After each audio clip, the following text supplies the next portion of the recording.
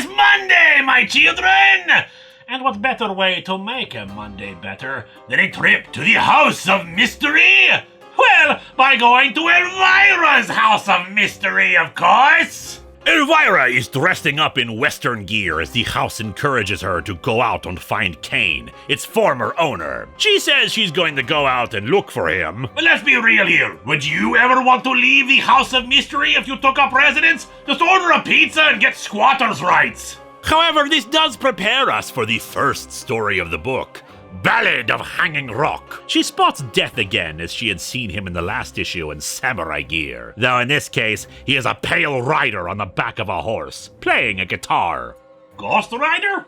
No, still Death, but he plays a ballad about a man who will be hanging from high noon at Hanging Rock. We meet that man, Nick Dundee, as he encounters a woman bathing in a pond. He steals her clothes, insisting that he'll only give them back if she emerges and takes them. Her fiancé, Phil, shows up and gets into a fight with Nick, but is knocked down. The woman emerges to keep him from killing her fiancé, but that gives him the opening for Phil to struggle with Nick and knock him down. They leave, but Nick swears she will never marry him. At the wedding, as the happy couple walks out, Phil is sniped by Nick from a nearby building. He thinks he'll get away before anyone can catch him, but Phil's father thinks otherwise, putting 2 guns to his back. He is quickly convicted and sentenced to hanging, the townspeople happy to try to lynch him beforehand, but he manages to reach the train heading for Hanging Rock. Unfortunately, he manages to break loose and strangle Phil's father, finally threatening the train conductor to stop. The conductor, however, refuses, and Nick shoots him,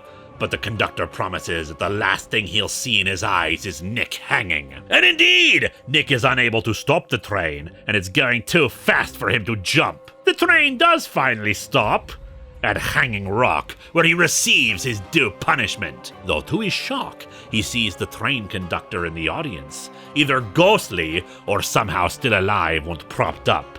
So the last thing he sees in his eyes is Nick hanging. Feels like this honor should have gone to, Phil, given he was the first victim here, but whatever.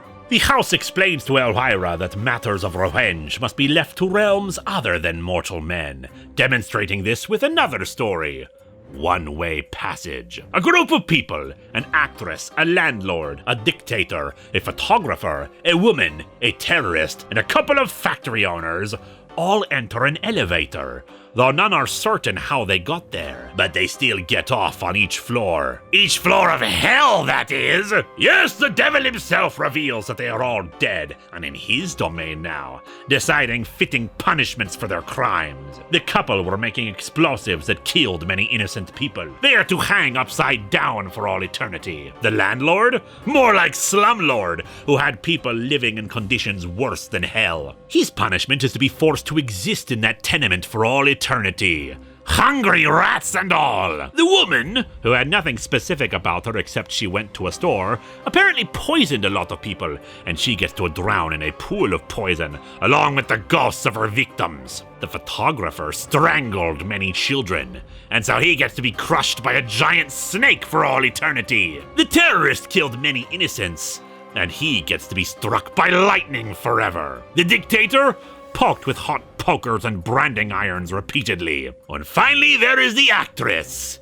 She didn't actually do anything wrong. She just tried to kill herself with pills out of fear for growing old. So the devil sends her back to Earth for a second chance. As the devil tells Elvira, true justice and retribution, even forgiveness, is the province of higher powers. Okay, but the actress didn't do anything wrong here, so why does she need forgiveness? Ah, well, it doesn't matter. But remember, my children, we all get what we deserve in the end. And I deserve to read more Elvira comics.